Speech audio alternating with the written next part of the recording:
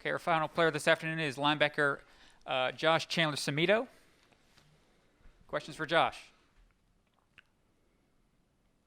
Go ahead, Greg Hunter. Josh, just the confidence level of this defense. You guys have played really well all season, but it seems like it's improving each time out.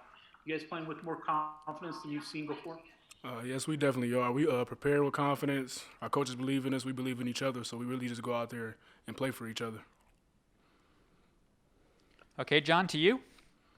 Hey, Josh, other than the ball going through Nick Troy's hands for that touchdown and the turnover, you guys pretty much stoned him. Did you get a feeling like you had a beat on him later in the game?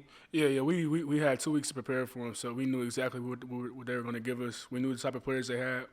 We knew how they were going to try to give them the ball with different sets, with different ways. We basically, everything we see in the game, we seen on film. So we were well prepared with it. Real quick, one more. You guys were able to bottle up Puka. Just talk about what you were able to do to swarm him. I know he got the kickoff return late, but you guys pretty much handled him pretty well. Yeah. Puka's an all-conference player. Like, nobody doubts that. Like, we know exactly who we were playing. So he definitely came in. He was our number one focus, and we treated him as such. It sucks he got the kickoff, but it's definitely a learning experience for our young guys and basically people who was out there. The game's not over till it's over, and that's basically what it is. You got to finish it.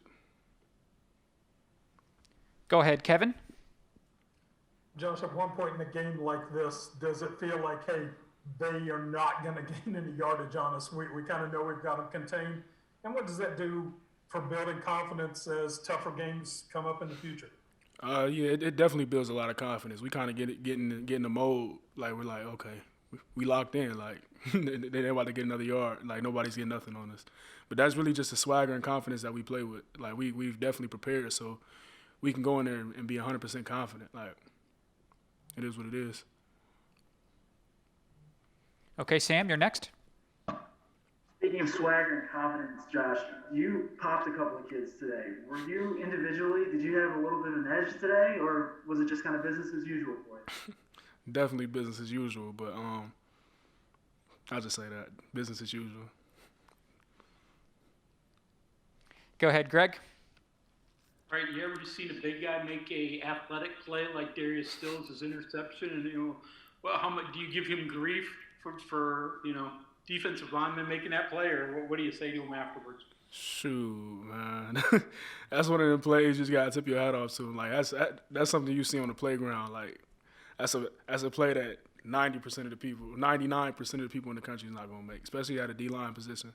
I think, like, the last time we even got a pick was against Kansas, actually, my freshman year. Ezekiel Rose that caught a tip pass, but it was nothing like that. Like, he laid out like a wide receiver for that. Go ahead, Cody. Josh, I wanted to ask you about Tony Fields and just what's the relationship between you two like, and how important is it for the two linebackers to have a good relationship? So Tony, that's my dude. Like, on and off the field, that's my dude. Like, since he's come in, he's been a great leader for us, a great attribute to the linebacking core. Basically everything. It's like, you go out there, you got two dogs out there.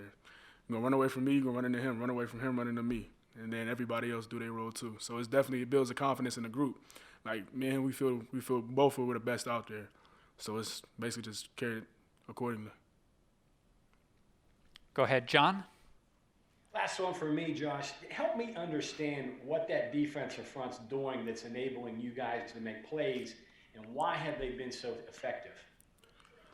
I feel like we're very talented up front, and then Coach Leslie has a knack for coming up with different schemes, stunts, and twists, and we basically just feed off of it. And then you got to realize, like, they also have to count the linebackers in the box. So maybe you might count a linebacker one time and miss a D tackle because he's slanting in such a way you might think someone has a gap and someone doesn't. So it's definitely very confusing for an offensive line, especially if you don't see it consistently. One more here. I'm usually watching the ball like everybody is, but there are times when Stills is blowing up that center and just taking him right back into the quarterback. Are you seeing that as a linebacker, and is that something that's helping you a lot? I definitely have been caught like in awe, like whoa, like did you just do that? But yeah, it definitely helps. Like if he's able to eliminate two gaps literally by putting the offensive lineman in the backfield, that's a tremendous help.